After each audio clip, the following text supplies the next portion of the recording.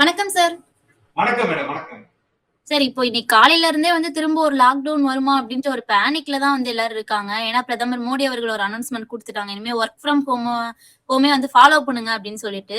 So PM Modi அவர்கள் திடீர்னு work from ஹோம பற்றி பேச ஆரம்பிச்சது ஃபியூச்சர் கிரைசிஸ்க்கு ஒரு இன்டைரக்ட் வார்னிங்கா பார்க்கலாமா சார்? நம்ம இவ்வளவு காம்ப்ளிகேட் பண்ணிக்க வேண்டிய அவசியம் இல்லைங்க. முதல்ல லாக்டவுன் அப்போ நம்ம கம்பேர் பண்ண வேண்டிய அவசியம் கிடையாது. திரு பிரதமர் மோடி அவர்களுடைய ஸ்பீச் பெட்ரோல் டீசல் யூசேஜை கம்மி பண்றதை நோக்கி தான் இருந்துச்சே தவிர மற்றபடி பேனிக் கிரியேட் பண்றதுக்கான ஒரு சோர்ஸ் கிடையாது.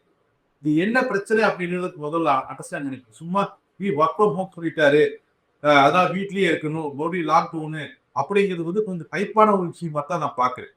இப்போ நம்ம ஒரு எக்கனாமிக் கிரைஸ்ல இருக்கோம். அதாவது உலகமே இருக்கு. இந்த ஈரான் இஷ்யூ, அந்த யுஎஸ் உடைய அந்த யுஎஸ் வார் ராக்கெட்டு, அப்புறம் ஹார்முஸ் ஜலசந்தி, இந்த மாதிரி இஷ்யூ இருக்கிறதுனால பெரிய அளவுல தட்டுப்பாடு இருக்கு. இதனால யூரோப்பியன் கண்ட்ரிஸ், இந்தியா போட்டு நிறைய நாடுகள் ஒரு பற்றாக்குறையில மாட்டி ஒரு எக்கனாமிக் பிரஷர்ல இருக்கிறாங்க. அப்ப இதை கம்மி பண்றதுக்கு ஃபியூயல் யூசேஜை கம்மி பண்ணணுங்கிற நோக்கத்துல சொல்லப்பட்டதுதான் பிரதமர் மோடியோட ஸ்டேட்மெண்ட்.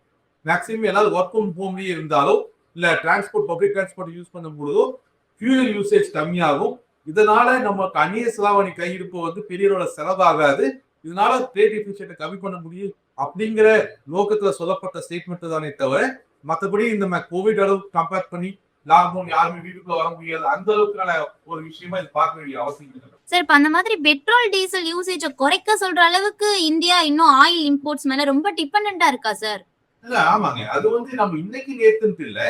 கிட்டத்தட்ட நம்ம 85% ஆயில இம்போர்ட் தான் பண்ணிட்டு இருக்கோம். இந்தியாவுல ஒவ்வொரு நாடுகளிலும் சில வளங்கள் இருக்கு, சில வளங்கள் இருக்காது. இந்தியாவை பொறுத்த வரைக்கும் பெட்ரோல் யூசேஜ் அப்படிங்கிறது நம்மளே இந்தியாவை ப்ரொடியூஸ் பண்ண முடிய ஒரு பொருள் கிடையாது. அது கிடைக்கணும், நேச்சுரலா நம்மளுக்கு கிடைக்கணும்.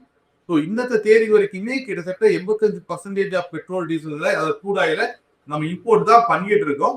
அதை ஓரளவுக்கு செக்யூரா வைக்கிறதுக்கு நிறைய ஸ்டோரேஜ் விஷயங்களை யூஸ் பண்ணியிருக்கோம். எல்லா விஷயங்களுமே நம்ம பண்ணிட்டு தான் இருக்கோம். ஆனாலுமே விலையை நம்மளால கண்ட்ரோல் பண்ண முடியாது. அதான் இங்க இருக்கக்கூடிய இங்க பெரிய பிரச்சனை.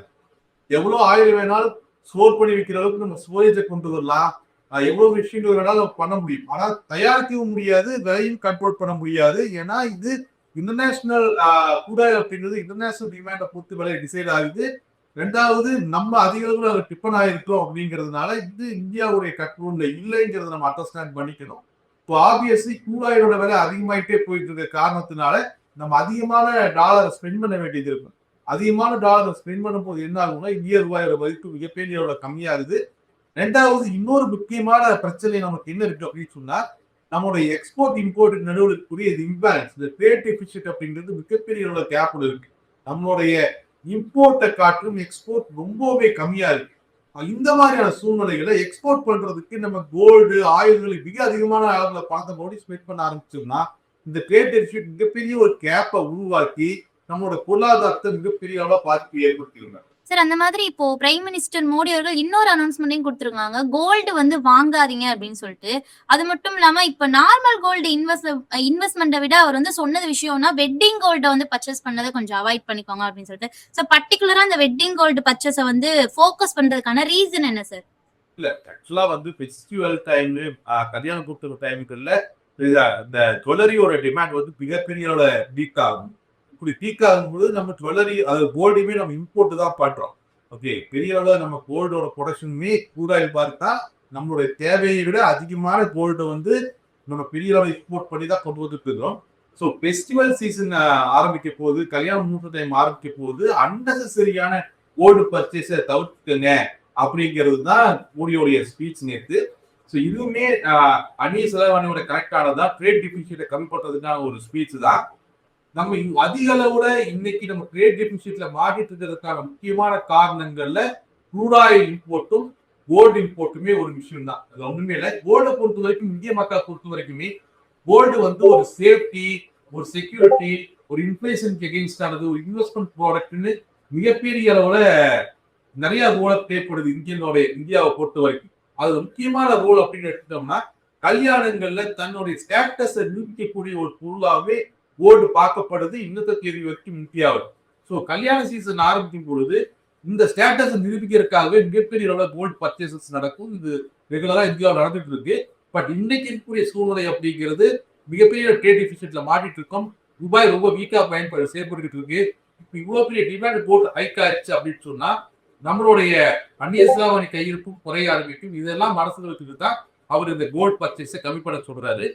பட் இது எவ்வளவு தூரம் பாசிபிள் அப்படின்றது தெரியல. அது மட்டும் இல்ல, இந்த கோல்டு ஜுவல்லரியுடைய அசோசியேஷன் பிரதமரை மோடியை மீட் பண்றதுக்கான அப்பாயின்மெண்ட்டும் கேட்டிருக்காங்க. சோ அவங்க என்ன பேச போறாங்க அப்படிங்கிறது தெரியல. இது எல்லாத்தையும் நம்ம டாட்டா கனெக்ட் பண்ணி தான் பார்க்கணும். இப்போ இன்னமும் இந்தியாவுல மிடில் கிளாஸ் ஃபேமிலிஸ் இந்த பேங்க் சேவிங்ஸை விட கோல்ட தான் சேஃபஸ்ட் அசெட்டா நம்புறாங்களா சார்? உண்மைதான், அது பழகிடுச்சுங்க. நீங்க ஏதோ இன்னைக்கு திடீர்னு ஒரு கோல்டு வந்துச்சு, கோல்டு அந்த பிளேஸ் ரீப்ளேஸ் பண்ணிடுச்சு அப்படிங்கிற மாதிரி எல்லாம் இல்ல. கோல்டு ஒரு அசட்டா, ஒரு சேஃபஸ்ட் பொருளா பார்க்கக்கூடிய பழக்கம் 1000 வருடங்களுக்கு மேல நம்ம போய்கிட்டு இருக்கு. ஈவன் நீங்க முதல்ல நீங்க பாத்தீங்கன்னாலே ஒரு தலைமுறையிலிருந்து இன்னொரு தலைமுறைக்கு சொத்து விட்டு போக போகுது கோல்டு காயின்ஸா, கோல்டு ஜுவல்லரியா புதைச்சு வச்சு போறது, அல்லது அவங்க வெளியே போக போறது, அவங்களுடைய இருப்பு தன்னோட சங்கதிக்கு கோல்டு காயின்லாம் போறதுதான் பழக்கமா இருந்திருக்கு. ஸோ இது ரத்தத்திலேயே ஊர்ன ஒரு விஷயம். இன்னது தெரியல, திடீர்னு நம்ம கோல்டு வாங்காதீங்க, கோல்டு காட்டுறது நிறைய ப்ராடக்ட்ஸ் இருக்கு அப்படின்னு நம்ம பேசும்போது மக்கள் அது ஷிஃப்ட் ஆகிறதுக்கு இன்னும் காலங்கள் போயிடும். எனக்கு தெரிஞ்சு இன்னும் 4 தலைமுறையாச்சும் ஆயிரும். பட் இப்போ இது பழக்கமா வந்ததுனால இன்னுமே கோல்டு மேல ட்ரஸ்ட் புதுசா குறையல. ஈவன் ரிட்டர்ன்ஸை பொறுத்த வரைக்குமே கோல்டை காட்டணும் நிறைய இடங்கள் ஈக்விட்டிஸ் அருமையான ரிட்டர்ன்ஸ் கொடுத்துருக்கு. இதை விட ஒரு முக்கியமான விஷயம் மக்கள் புரிஞ்சுக்காத ஒரு விஷயம் என்னன்னா, இன்வெஸ்ட்மெண்ட்டுக்காக நீங்க கோல்டு வாங்குறீங்கன்னா, இன்வெஸ்ட்மெண்ட்டுக்காக ஒரு பணத்தை கொடுத்து நீங்க கோல்டை வாங்கி வச்சிருக்கீங்க அப்படின்னு வச்சுக்கோங்க. அந்த கோல்டு உங்களுக்கு எந்த அளவுக்கு பிரயோஜனமா இருக்கும் இருக்காததை தாண்டி அதனால சமுதாயத்துக்கு ஏதாவது பிரயோஜனமா இருக்கானா இல்ல. ஏன்னா பணம் ஒரு கோல்டு பாரா உங்களோட பீரோல முடங்கிருச்சு. இப்ப நீங்க ஒரு ஈக்விட்டியில இன்வெஸ்ட் பண்றீங்கனால கூட அந்த பணம் சொசைட்டிக்குள்ள மறுபடியும் போகும், இல்ல ஒரு கம்பெனிக்கு மறுபடியும் போகும், இல்ல ஒரு ஐபிஓ வாங்குறீங்கன்னா அந்த பணம் கம்பெனிக்குள்ள தான் போகுது. மறுபடியும் அந்த கம்பெனி டெவலப் ஆகும், அது 4 பேருக்கு வேலை வாய்ப்பு கிடைக்கும், பணம் ரொட்டேட் ஆகும். ஆனா கோல்ட்ல பண்ணக்கூடிய இன்வெஸ்ட்மெண்ட், அதோட ரிட்டர்ன்ஸ் பத்தி நம்ம பேசலாம். பட் கோல்ட்ல பண்ணக்கூடிய இன்வெஸ்ட்மெண்ட் என்ன ஆகும்னா யாருக்குமே ஒரு கோல்டு பாரா மாதிரி பீரோக்குள்ள அடங்கிடும்.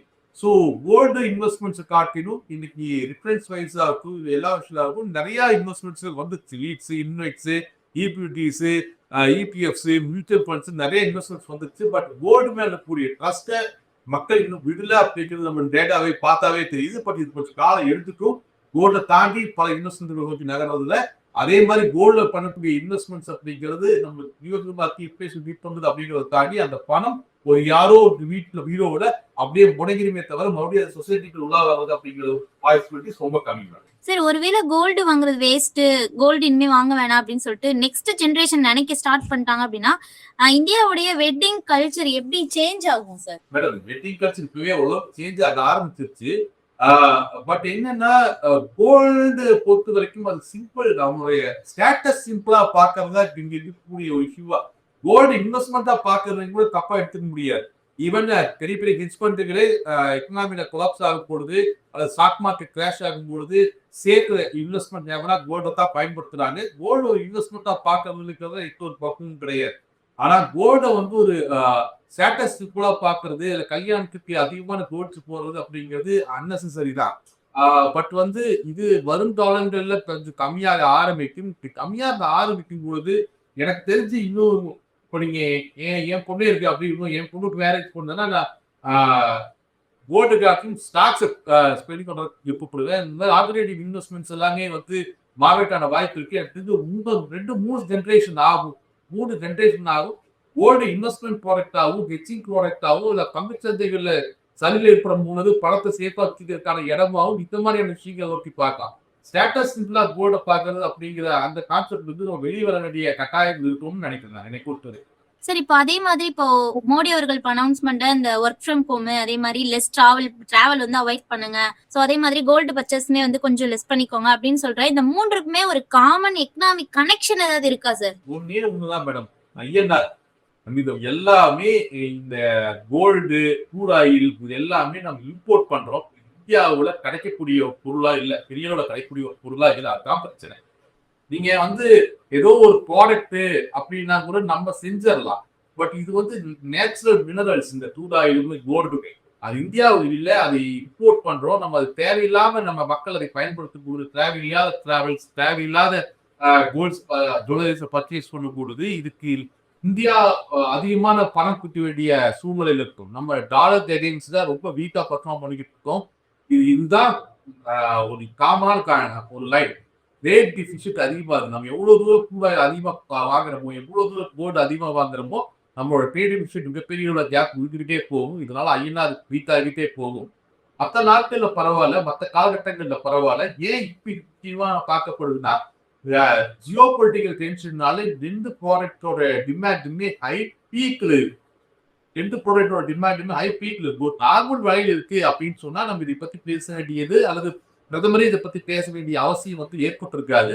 பட் இப்ப இருக்கக்கூடிய வார் சூழ்நிலையை நம்ம கன்சிடர் பண்ணும் பொழுது எத்தனை நாள் முடியும் அப்படிங்கிற மிகப்பெரிய ஒரு கேள்வியோட நம்ம இருக்கிட்டு இருக்கும் பொழுது இந்த சூழ்நிலைகள்ல ஒர்க் ஃப்ரம் ஹோம், பெட்ரோல் யூசேஜை கம்மி பண்ணிக்கிறது, கோல்டோட தேவைகளை கம்மி பண்ணிக்கிறது அப்படிங்கிறது ஒரு அருமையான அட்வைஸ் தான். இதுல குழப்பமெல்லாம் கிடையாது. சார், என்னோட லாஸ்ட் கொஸ்டின், இப்ப இந்தியாவுல கோல்டு வாங்குற மணியை இந்த mutual fund, SIP, stock market இந்த மாதிரி இன்வெஸ்ட்மெண்ட்க்கு ஷிஃப்ட் பண்ண ஆரம்பிச்சிட்டாங்க அப்படின்னா இந்தியாவுடைய எக்கனாமிக் இன்னும் ஃபாஸ்ட் க்ரோ ஆகுமா சார்? வாய்ப்பு அதிகமா இருந்தா கோல்டு காட்டிலும் மக்கள் இன்வெஸ்ட்மெண்ட்ஸை கம்பெனிகள் நோக்கி நிறுத்தும் பொழுது, ஈக்விட்டிஸை நோக்கி நிறுத்தும் பொழுது இந்தியாவுடைய க்ரோத் அப்படிங்கிறது அதிகமாகும் அப்படிங்கிறது எந்த விதமான மாற்று கருத்து கிடையாது. அப்படியே சொன்ன மாதிரி இன்வெஸ்ட்மெண்ட்ஸை நீங்க கோல்டுக்குள்ள போட்டீங்கன்னா அந்த கோல்டு எதுக்குமே இல்லாம வீட்டுல பீரோக்குள்ள இருக்கும், அவ்வளவுதான். அந்த இன்வெஸ்ட்மெண்ட்ஸை நோக்கி நீங்க ஒரு பங்குச்சந்தைகள்லயோ இல்ல மியூச்சுவல் ஃபண்ட்ஸ்லயோ ஈக்விட்டி ஸ்வீட்ஸ் மாதிரி விஷயங்களை கொண்டு போகும் பொழுது உங்களோட இன்வெஸ்ட்மெண்ட்ஸும் வளரும். அதே நேரத்தில் அந்த பணமும் அமைதியா இருக்காது. அமைதியா யாரும் பீரோல போய் தூங்காது. அது கம்பெனியோட வளர்ச்சிக்கு, வேலை வாய்ப்புகளுக்கு இந்த மாதிரியான விஷயங்களுக்கு அது ரொட்டேட் ஆக ஆரம்பிக்கும். வளர்ச்சி அப்படிங்கிறது அதிகமா இருக்கும். கோல்டு அப்படிங்கிறது ஒரு ஹெட்ஜ் ஃபண்டா அல்லது ஒரு எமர்ஜென்சி இன்வெஸ்ட்மெண்டா இந்த மாதிரியான விஷயங்களுக்கு பயன்படுத்தா ஓவரால் இன்வெஸ்ட்மெண்ட்ல ஓவரால் முதலீட்டுல 20% மேல கோல்டு வச்சிருக்கணுங்கிற அவசியம் கிடையாது. நீங்க அதுக்கு மேல வச்சிருக்கீங்க அப்படின்னா இன்ஃபிளேஷன் பீட் பண்றதுக்கு உதவுது அப்படிங்கிற லாஜிக் எல்லாம் ஓகே தான். பட் இது இருக்கக்கூடிய சூழ்நிலைக்கு அவ்வளவு அட்வைஸ் தான் ஒரு விஷயமானு கேட்டா இல்ல. எல்லா இன்வெஸ்ட்மெண்ட்ஸையும் கோல்டு கொண்டு போறதை தாண்டி கோல்டோட இன்வெஸ்ட்மெண்ட் ஒரு 20% மட்டும் வச்சுட்டு மற்ற தப்பும் ஒரு இன்வெஸ்ட்மெண்ட் டைவர்சிஃபை பண்ணீங்கன்னா அது நாட்டுக்கும் நல்லது, மிகவும் நல்லது, ஒட்டுமொத்த இன்வெஸ்ட்மெண்ட் தேவையுமே நல்லது. சார், அதே மாதிரி இன்னைக்கு எப்படி சார் மார்க்கெட் பெர்ஃபார்மன்ஸ் பண்ணிருக்கு? மோடி அவர்களோட இந்த அட்வைஸ்க்கு அப்புறமா மார்க்கெட் ஏதாவது கிராஷ் ஆயிருக்கா, இல்ல இந்த மாதிரி செக்டர்ஸ்ல ஏதாவது இம்பாக்ட் இருக்கா சார்?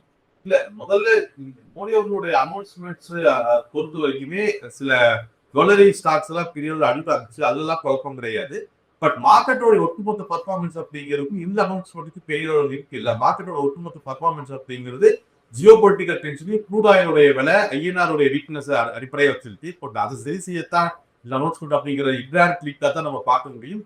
மார்க்கெட்டிங் பெரிய இறங்கி தான் இருக்கு. அது முக்கியமான காரணம் இன்னுமே யுஎஸ் ஈரானுக்கு இடையில ஒரு ஒப்பந்தம் சைன் ஆகாததும், இஸ்ரேல் இந்த வார் ஓவர் ஆகல அப்படிங்கிற அவங்களுடைய ஸ்டேட்மெண்ட்டும் இதெல்லாம் தான் இன்னுமே மார்க்கெட்டை ஒரு பொலிட்டிக்கல் டென்ஷனுக்குள்ளேயே வச்சிருக்கு. மார்க்கெட் இறங்கிறதுக்கான முக்கியமான காரணமா இந்த ஹார்மோஸ் ஜலசந்தி, அதை சுற்றி நடக்கூடிய கூடாக இந்த இஷ்யூஸ் தான் காரணமா இருக்கு. மற்றபடி மோடியோட அனௌன்ஸ்மெண்ட்ஸ் அப்படிங்கிறது அதோடைய சைட் எஃபெக்ட்ஸா தான் நம்ம பார்க்கலாம். இந்த அனௌன்ஸ்மெண்ட்டுக்கும் டைரக்டான மார்க்கெட்டோட ஃபாலுக்கும் நீங்க சம்பந்தமும் இல்லை. ஆனா ஜுவல்லரி ஸ்டாக்ஸ் இது பாதிச்சு. Thank you sir. மேலும் ஈடி தமிழ் சேனல்ல வரப்போகும் பிசினஸ் மற்றும் அது ரிலேட்டடான வீடியோவை பார்க்க உடனே கீழே இருக்க சப்ஸ்கிரைப் பட்டனை கிளிக் பண்ணுங்க.